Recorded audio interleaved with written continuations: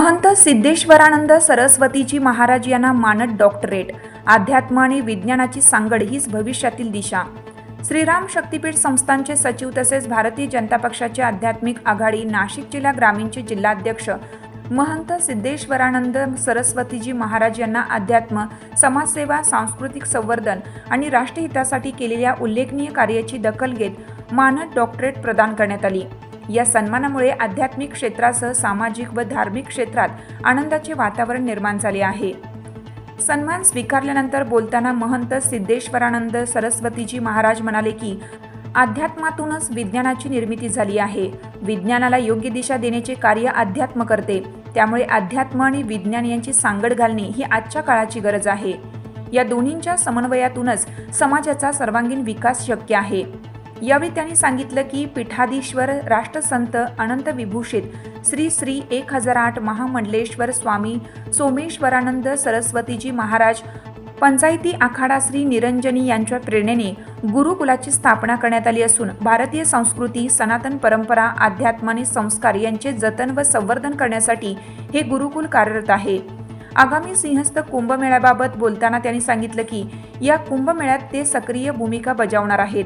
यंदाचा सिंहस्थ कुंभ हा त्रिखंडी योग पर्वकाल असून तब्बल 75 वर्षांनंतर असा दुर्मिळ योग जुळून आल्याचे त्यांनी नमूद केलं. त्यामुळे या कुंभमेळ्याला विशेष धार्मिक आणि आध्यात्मिक महत्त्व प्राप्त झालं आहे. महंत सिद्धेश्वरानंद सरस्वतीजी महाराज यांनी सांगितलं की महाराष्ट्राचे मुख्यमंत्री देवेंद्रजी फडणवीस तसेच कुंभमेळा मंत्री गिरीशजी महाजन यांच्या मार्गदर्शनाखाली कुंभमेळ्याच्या विविध नियोजनात्मक कामांमध्ये ते सक्रिय सहभाग घेणार आहेत. देश विदेशातून येणाऱ्या लाखो भाविकांना सुरक्षित, सुसज्ज आणि सुलभ सुविधा उपलब्ध करून देणे, त्यांच्या निवास, वाहतूक, स्वच्छता, आरोग्य व इतर आवश्यक सेवांचे प्रभावी नियोजन करणे तसेच भाविकांना कोणत्याही प्रकारचा त्रास होऊ न देता कुंभमेळा यशस्वीपणे पार पाडण्यासाठी प्रयत्नशील राहणार असल्याचे त्यांनी स्पष्ट केलं. यावेळी त्यांनी सांगितलं की आगामी सिंहस्थ कुंभमेळ्याचे नियोजन प्रयागराज कुंभमेळ्याच्या धर्तीवर करण्यात येणार असून आधुनिक सुविधा, सुयोग्य व्यवस्थापन आणि शिस्तबद्ध नियोजनामुळे हा कुंभ देशासाठी आदर्श ठरेल. तसेच कुंभमेळा मंत्री गिरीश महाजन यांच्या महत्त्वाकांक्षी हरित नाशिक हा उपक्रम यशस्वी करणे ही सर्वांची सामूहिक जबाबदारी असल्याचंही त्यांनी नमूद केलं.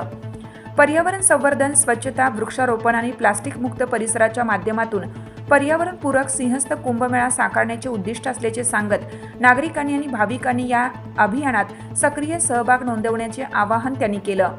मानद डॉक्टरेट प्रदान समारंभाचे आयोजन मारवाडी गुजराती सोशल काउन्सिलचे अध्यक्ष डॉक्टर अजित बागमार यांच्या पुढाकाराने करण्यात आले. या सोहळ्यास विविध क्षेत्रातील मान्यवर, संत, महंत, समाजसेवक, धर्मप्रेमी आणि नागरिक मोठ्या संख्येने उपस्थित होते.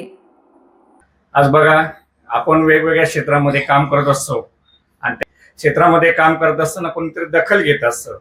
तो एक आपण म्हणतो ना की कॉस्मिक एनर्जीचा माणूस असतो की त्याला आपल्यातली काहीतरी एनर्जी लक्षात येते आणि मग तो व्यक्ती आपली ती निवड करतो. तर नक्कीच अजितदादांचं खूप स्वागत झालं पाहिजे. सर्वांनी त्यांचं जोरांनी टाळ्या वाजून आपण त्यांचं स्वागत केलं पाहिजे.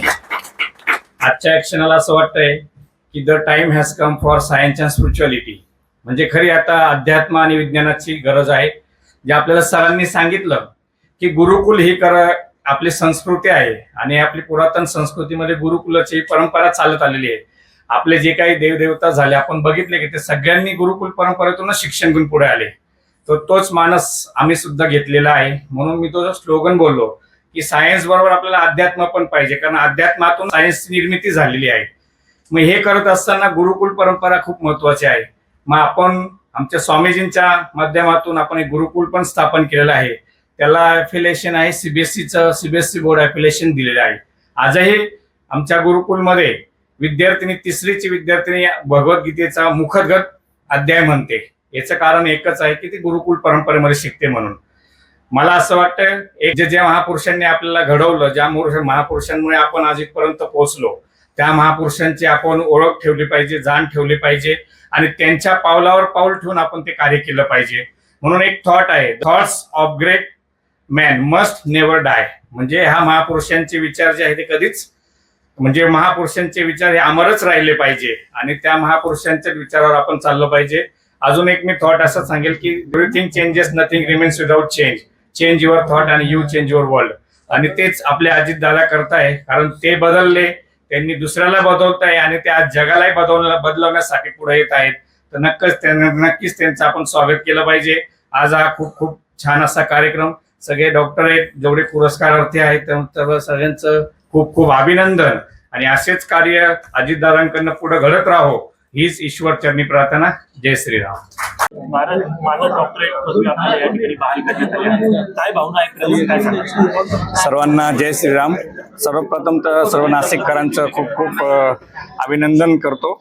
आणि जे काही आपल्याला माहिती आहे की मारवाडी गुजराती सोशल काउन्सिल यांच्या मार्फत आज जे काही डॉक्टरेट पदवी बहाल झाली, तर याचं सर्वस्व श्रेय हे अजितदादा वाघमारांचं आहे.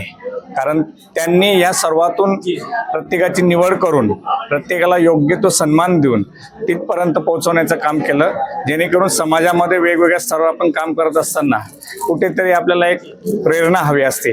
आणि ती प्रेरणा देण्याचं काम ज्याच्याकडे दायित्व आहे ते आपले अजितदादा वाघमार आहेत.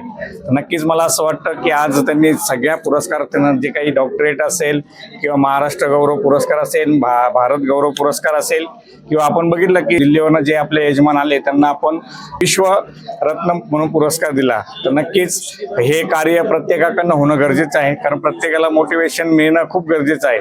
समाजामध्ये प्रत्येक जण काम करत असतो, परंतु त्याला कुठेतरी प्रेरणा देऊन त्याला अजून जास्त कार्य करण्यासाठी प्रेरित कसं करता येईल हा एक त्या मागच्या ह्या मारवाडी गुजराती काउन्सिलचा आहे. तर नक्कीच त्यांच्या ह्या कार्यास खूप खूप शुभेच्छा. भविष्यात त्यांच्याकडे असेच उज्ज्वल कार्य होत राहो आणि वेगवेगळ्या क्षेत्रातल्या मान्यवरांना डॉक्टरेट असेल, पुरस्कार असतील हे प्रदान करण्यात येईल. जय श्रीराम. आजच्या तरुण पिढीला अध्यात्माच्या याच्यातून काय संदेश द्याल? मी आता मगाशीच माझं ज्यावेळेस बोलणं होतं की आजच्या पिढीला गरज आहे, तुम्ही काही थॉट बोललो होतो, the time has come for science and spirituality.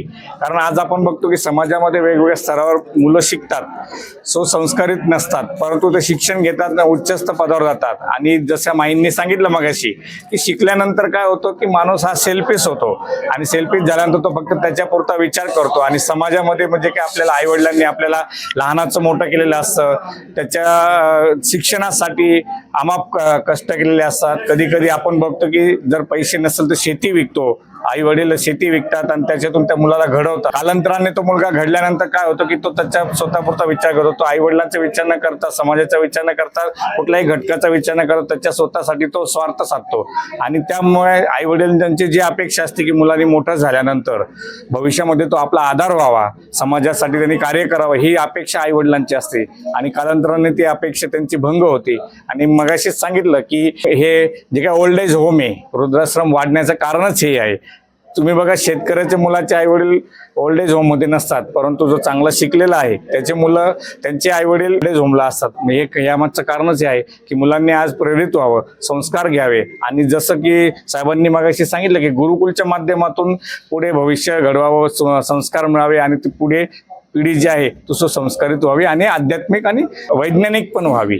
आगामी नाशिक त्र्यंबकेश्वर कुंभमेळा आहे, भारतीय जनता पक्षाची देखील आपल्यावर जबाबदारी महाराज, असे बघता याकडे काय सांगाल? नक्कीच आपल्याला माहिती आहे की देवेंद्रजी फडणवीस साहेबांच्या माध्यमातून असेल, गिरीश भाऊ महाजनांच्या माध्यमातून असेल, या विशेष हा जो कुंभ आहे त्रिखंडी योग म्हणता या कुंभाला 3 वर्षामध्ये तो कुंभ गेलेला आहे.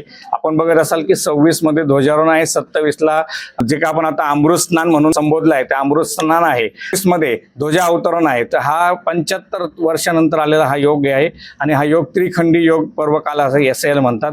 आणि आपल्याला माहिती असेल की देवेंद्रजी फडणवीस साहेबांच्या माध्यमातून, गिरीश भाऊंच्या माध्यमातून आज आपल्या नाशिक जिल्ह्यासाठी एक विकासाचे पर्व म्हणून घेऊन आलेला हा कुंभ आहे. गेल्या कुंभांपेक्षा कमीत कमी 100% जास्ती निधी यावर्षी आपल्याला या कुंभाच्या निमित्ताने मिळतोय. म्हणजे आज जवळजवळ 35,000 कोटी रुपयाचा निधी हा कुंभाच्या निमित्ताने नाशिकला आलेला आहे. आणि कुंभामुळेच नाशिकचा विकास होत असतो हे आपल्या सर्व नाशिककरांना पण माहिती आहे. आणि इथून पुढे किंवा इथून मागे पण त्याच पद्धतीने विकास झालेला आहे. तर जास्तीत जास्त येणाऱ्या भाविकांची सोय कशी होईल, त्यांना निवारा कसा मिळेल, अन्नदान कसं होईल, आणि येणाऱ्या भाविकाला कुठल्याही अडीअडचणीला तोंड न देता जो काय हा कुंभ आहे, जसं आपण प्रत्येक वेळेस म्हणतो की प्रयागच्या धर्तीवर हा कुंभ होणार आहे, तर त्याच धर्तीवर कुंभ होईल आणि त्याच पद्धतीने आयोजन नियोजन सरकारचं चालू आहे. पर्यावरण पूरक आणि स्वच्छ कुंभमेळा होण्यासाठी समाजाची भूमिका काय असणार आहे? समाजाची भूमिका अशी आहे की जे काही शासनाच्या वेगवेगळ्या योजना आहेत, जसं की वृक्षारोपण, आपण बघतो की हरित नाशिक म्हणून आता जे काही गिरीश भाऊ महाजनांचं एक ड्रीम प्रोजेक्ट आहे, तर त्या प्रत्येक प्रोजेक्टला जर नाशिककरांनी जर सपोर्ट केला, सहकार्य केलं, तर नक्कीच आपला जो काही पर्यावरणपूरक जो आपण कुंभ म्हणतो तो नक्कीच आपल्याला बघायला मिळेल. भाविकांनी कुंभमेळ्यात येताना कुठल्या काळजी घ्यावा? भाविकांनी येताना आपली जी काही आपण ज्यावेळेस घरातून निघणार आहोत, तर आपल्याला माहिती आहे की आपण वाहनातून येणार आहोत, तर कुठल्याही पद्धतीने जास्ती गर्दी न करतात. कारण शासनाने आपल्याला माहिती आहे की साधारण 3-3.5 हजार बसेसची उपलब्धता आपल्या नाशिक शहरासाठी करून दिलेली आहे. म्हणजे जिथेही वाहनतळ आहे, पार्किंगची व्यवस्था आहे, तिथून सगळं जे काही वाहतुकीचं साधन आहे ते सरकारच्या माध्यमातून होणार आहे. म्हणून जे काही येणारे भाविक आहे ते बरोबर रामकुंड असेल, वेगवेगळे घाट असतील, किंवा त्र्यंबकेश्वरला कुशावर्ता असेल, किंवा आता जी काही नवीन निर्मिती चालू आहे घाटांची, त्या माध्यमातून सुद्धा प्रत्येक भाविकाला सुखरूपपणे तिथे पोहोचता येणार आहे. म्हणून भाविकांनी कुठलेही म्हणजे आपण घाई गडबडी किंवा गोंधळ न करता या कुंभाच्या अमृत स्नानासाठी यावे.